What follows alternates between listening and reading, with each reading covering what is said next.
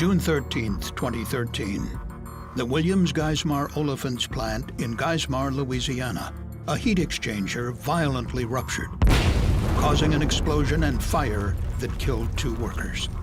The Chemical Safety Board launched an investigation and issued a case study. In it, the agency describes a number of process safety management program deficiencies at Williams, which set the stage for the incident. In particular, the CSB found that the heat exchanger that failed was completely isolated from its pressure relief valve. When pressure inside the heat exchanger dangerously increased, there was nothing to stop a catastrophic rupture. In the Williams process is a distillation column called the propylene fractionator. It separates a mixture of propane and propylene.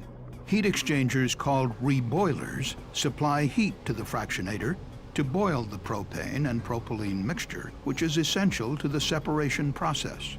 The reboilers are shell and tube heat exchangers. Hot water flows through the tubes, heating and vaporizing propane that flows through the shell and back to the propylene fractionator. The water that flows through the tubes contains a small amount of oily tar, which condenses into the water earlier in the process. Over time, the oily tar from the water builds up on the walls of the reboiler tubes. This buildup is called fouling. Fouling reduces the efficiency of the reboilers. Periodically, the reboilers must be shut down to clean the tubes.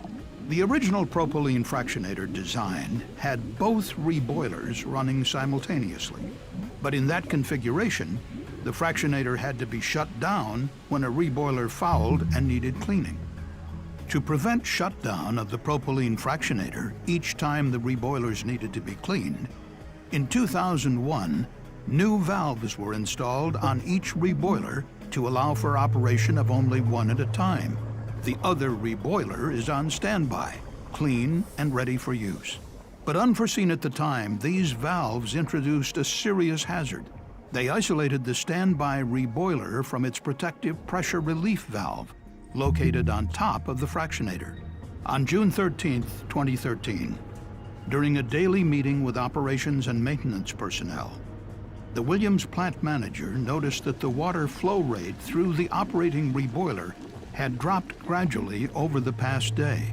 The operations supervisor informed the group he would try to identify the problem. He went into the plant to evaluate the water flow rates. The operations supervisor informed several personnel that fouling within the operating reboiler could be the problem, and they might need to switch the reboilers.